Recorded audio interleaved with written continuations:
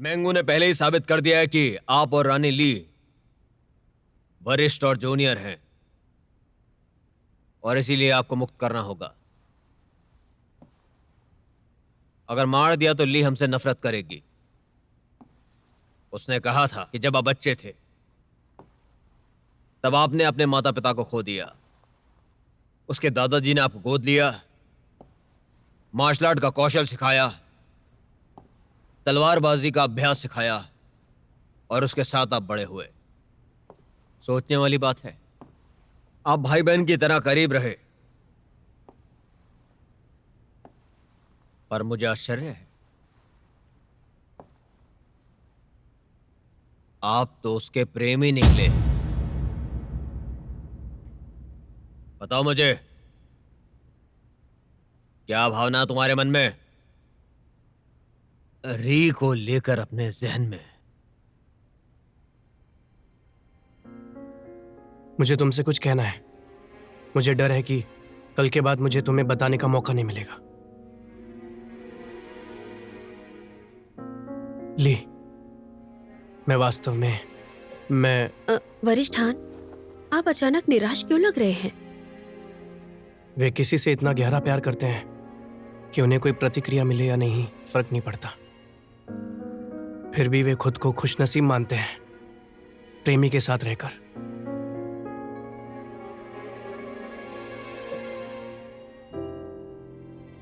हम जानते हैं कि तुम वो नहीं हो जिसे वो बहुत प्यार करती है।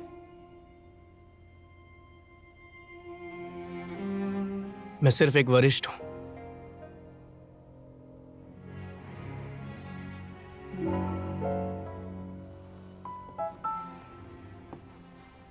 हमें तुम्हारे साथ क्या करना चाहिए?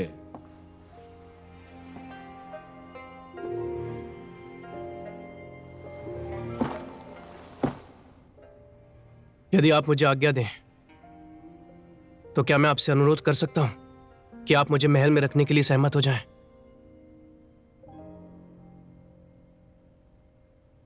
मैंने अपनी जान जोखिम में डाल दी। मुझे लगा मैं मार दिया जाऊंगा। दया मांगने की वजह नहीं थी। आप तो जानते हैं हमारा रिश्ता क्या है। तो आपको समझना चाहिए क्यों मैं महल में प्रवेश करने में कामयाब रहा और क्यों अपनी जान जोखिम में डाली। मैंने ये सब इसलिए किया क्योंकि मुझे महारानी ली की परवाह थी। कृपया करके मुझे महल में रहने की अनुमति दें और महारानी ली की रक्षा करें। बेतुका, ली सिर्फ हमारी है। अपनी बकवास बंद करो, इससे पहले हम तुम्हें मार दें। हाँ, मैं जानता हूं कि वो आपकी पत्नी है। आप चाहे उससे कितना भी प्यार करें, पर आप इस बात से इनकार नहीं कर सकते कि महल में खतरा है। आप उनकी रक्षा कर सकते हैं, लेकिन जिंदगी भर नहीं। बेकार। अगर मैं ये नहीं कर सकता तो क्या तुम कर सकते हो? हाँ, मैं कर सकता हूं।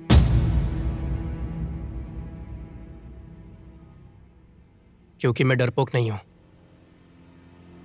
मैं हर वक्त उनकी रक्षा करने के लिए अपनी जान कुर्बान कर सकता हूं। मुझे परवाह नहीं कि उसके लिए क्या कीमत चुकानी होगी। लेकिन क्या आप राजा होकर ऐसा कर सकते हैं?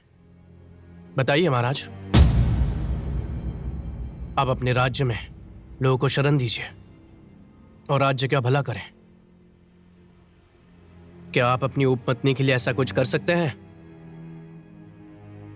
क्या आप अपनी जान की बाजी लगा सकते हैं उन्हें बचाने के लिए?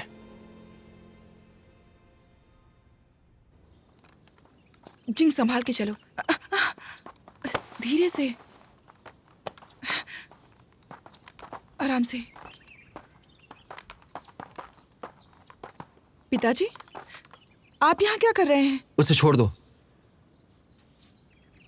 आपका क्या मतलब है?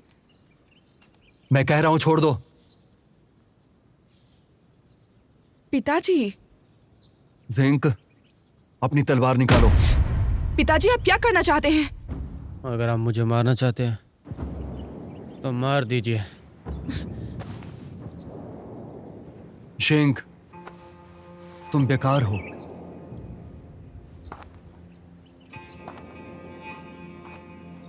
गोंगसुनियू के शिष्य के रूप में तुम वास्तव में खुद को निराशा में डाल दिए हो, वो भी एक लड़की की वजह से। तुम सब कुछ बर्बाद कर रहे हो। ये तुम्हारे मास्टर के लिए अच्छा नहीं है। आप मुझ पे आरोप लगा सकते हैं, मेरे गुरु को कुछ मत कहिए।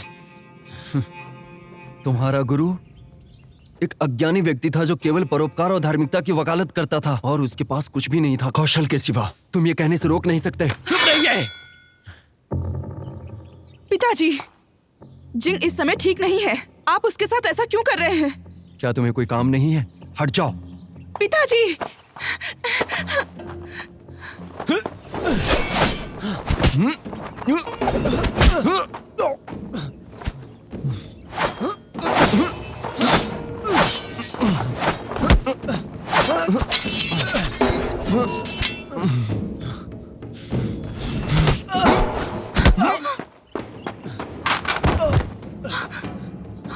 पिताजी, इसे बंद करो। फिर से आओ।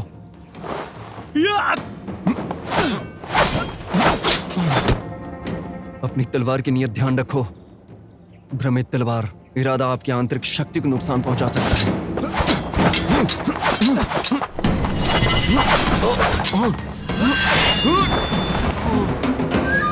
इसे बंद करो।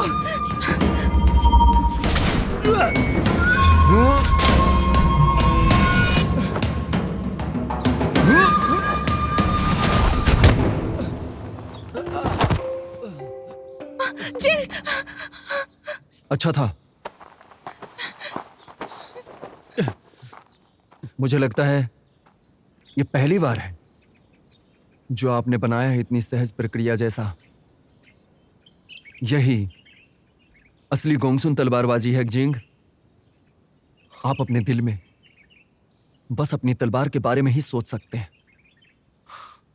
आप मुझसे चिढ़ गए थे और केवल अपने प्रहारों पर ध्यान दिया।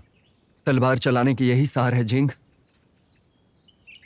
पिताजी, आप जिंग को भड़काने की कोशिश कर रहे थे। मेरे गुरुजी कहते थे तलवार चलाते समय किसी को अपने राज्य में शरण देनी चाहिए, महत्वपूर्ण लोगों के लिए अभ्यास करना चाहिए। आपके गुरु ने जो कहा वो सही है, लेकिन वो पहले ही अपने तलवार के साथ लड़ते लड़ते एकता के रास्ते पर पहुंच गया है ताकि वो वापस आ सके। आपका मतलब है कि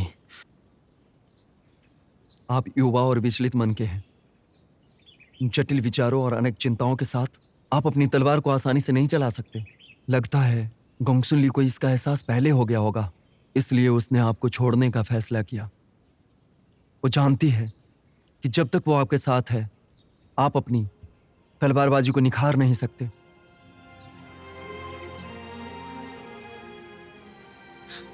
जिंग,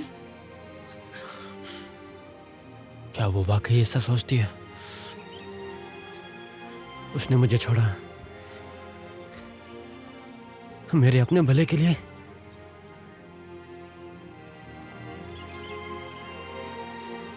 जिंग, आप खुद सोचो,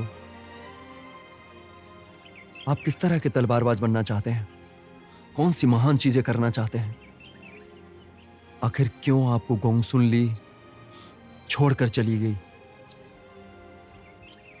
गोंगसुन यू ने अपनी तलवारबाजी की नियमावली आपको सौंप दी। लान, चलो चलते हैं। उसे मेरी कही बात सोचने दो। केवल जब वो इसे समझेगा तभी वो गिरने के बाद उठ सकता है।